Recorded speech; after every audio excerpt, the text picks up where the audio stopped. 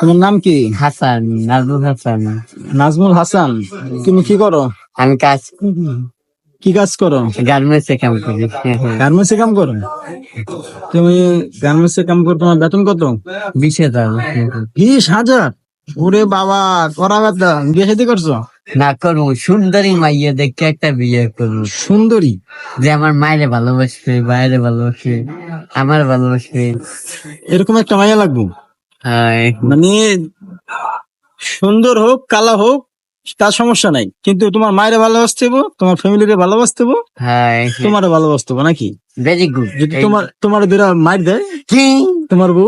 মারলে মারবে, আমার মারবে, আমার মায়ে মারবে, আমার বাহে মারবে, সবাই আমার মারবে। তোমারে?